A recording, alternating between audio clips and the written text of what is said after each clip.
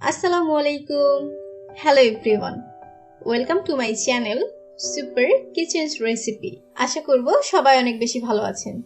আজকে আপনাদের অনেক সহজ একটা বিস্কুট রেসিপি তৈরি করে দেখাবো। মাত্র 3টি উপকরণ দিয়ে।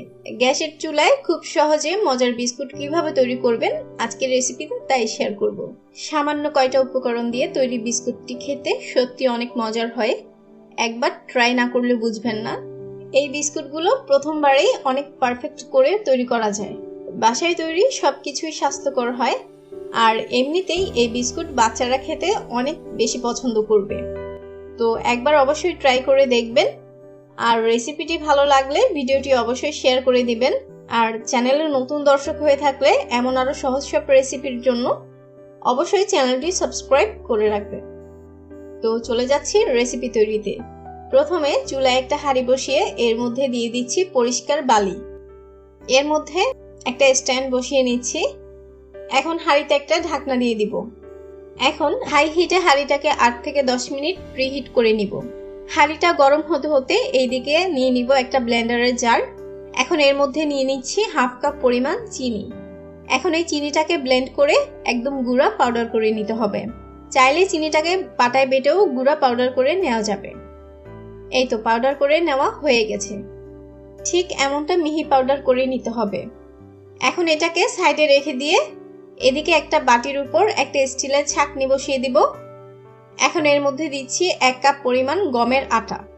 চাইলে ময়দাও দেয়া যাবে, আমার কাছে ময়দা ছিল না তাই আটা দিয়ে বিস্কুটটা বানিয়ে নিচ্ছি। প্রথমে আটাটাকে ভালোমতো চালনি দিয়ে ছেঁকে নিব। এখন এর মধ্যে দিব সেই পাউডার করে রাখা চিনিটা, সম্পূর্ণ দিয়ে দিব। এখানে 1 কাপ আটা বা ময়দার জন্য হাফ কাপ চিনি দিতে হবে। হাফ কাপ চিনিকে ব্লেন্ডার করে যা হবে সম্পূর্ণটাই দিয়ে দিব। এখন একটা হ্যান্ড উইস্ক দিয়ে মিশ্রণ দুইটাকে ভালোমতো মিশিয়ে নিব। এখন এখানে নিয়েছি হাফ কাপ পরিমাণ সয়াবিন তেল। এখানে পুরো হাফ কাপ তেল লাগবে না, যতটুকু লাগবে ঠিক ততটুকুই দিয়ে নিব। প্রথমে হাফ কাপের অর্ধেক তেল দিয়ে নিচ্ছি। এখন তেলটাকে আটার মিশ্রণের সাথে মিশিয়ে নেব। এখনো আটার মিশ্রণটা অনেক ঝরঝরে তাই আরো তেল মেশাতে হবে। এখন বাকি অর্ধেক রয়ে যাওয়া তেল থেকে অর্ধেক পরিমাণ তেল দিয়ে দিব এবং বাকি অর্ধেক তেল রেখে দিব। প্রায় 1 টেবিল চামচের মতো হবে। তেল কতটুকু পরিমাণ রয়ে গেছে আমি আপনাদেরকে শেষে দেখিয়ে দিব।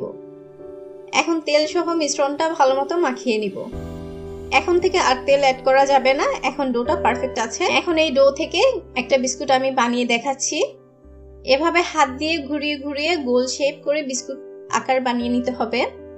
দেখতেই পাচ্ছেন বিস্কুটের ডোটা কতটা পারফেক্ট হয়েছে।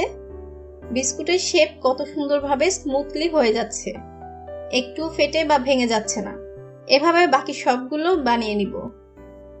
আপনারা নিজেদের ইচ্ছে মতো যে কোনো শেপ করে বিস্কুট বানিয়ে নিতে পারেন। ডো পারফেক্ট হলে সেই ডো দিয়ে যে কোনো শেপ করে বিস্কুট বানিয়ে নেওয়া যাবে। এখন আমি শেষের 2টা বিস্কুটকে লম্বাটে শেপের বানিয়ে দেখাচ্ছি। দেখবেন একটুও ভাঙবে না বা একটু ফেটে যাবে না। এই তো দেখতেই পাচ্ছেন এতখানি তেল আমার রয়ে গিয়েছিল। এখন বিস্কুট বানানো শেষে একটু ডিজাইন করে নিব। এভাবে একটা কোয়ার্টার চামচ দিয়ে মাঝ বরাবর ছাপ নিয়ে নিব। তারপর এর মাঝখানে একটা করে কিশমিশ বসিয়ে দিব। কিশমিশের পরিবর্তে পেস্তা বাদাম কুচি বা কাজু বাদাম বা কাঠবাদাম যে কোনো একটা বসিয়ে নিতে পারেন, যার যার ইচ্ছে মতো। এখন এই লম্বাটে শেপ বিস্কুটগুলো একটা টুথপিক দিয়ে এভাবে ছিদ্র ছিদ্র ডিজাইন করে নিব। দেখতেই পাচ্ছেন বিস্কুটগুলো কি সুন্দর হাতে উঠে আসছে, একটু ভেঙে যাচ্ছে না। সবগুলো বিস্কুট একটি প্লেটের মধ্যে আমি নিয়ে নিচ্ছি। আর বিস্কুটগুলোর মধ্যে যথেষ্ট ডিস্টেন্স রাখতে হবে। এখন বিস্কুটগুলোকে চুলাতে বেক করতে চলে যাব। হাঁড়িটাকে প্রায় 10 মিনিট ধরে প্রিহিট করা শেষে এখন চুলার আঁচটা একদম লো করে দিব। এখন অপেক্ষা করব 30 থেকে 35 মিনিটের জন্য। হাঁড়ির সাইজ অনুযায়ী চুলার আঁচ নির্ভর করবে। এখন 30 মিনিট পর হাঁড়ির ঢাকনাটা সরিয়ে দেখে নিচ্ছি বিস্কুটগুলো কেমন হয়েছে। দেখতেই পাচ্ছেন বিস্কুটগুলো বেক করার পর আগের তুলনায় সাইজে অনেকটা বড় হয়ে গিয়েছে। টাইম আর চুলার আঁচ পর্যাপ্ত ঠিক রেখে বেক করতে পারলে বিস্কুটগুলো একদম সাদা থাকবে আর দেখতে অনেক সুন্দর ও লোভনীয় লাগবে। ভালো থাকবেন সবাই। আল্লাহ হাফেজ।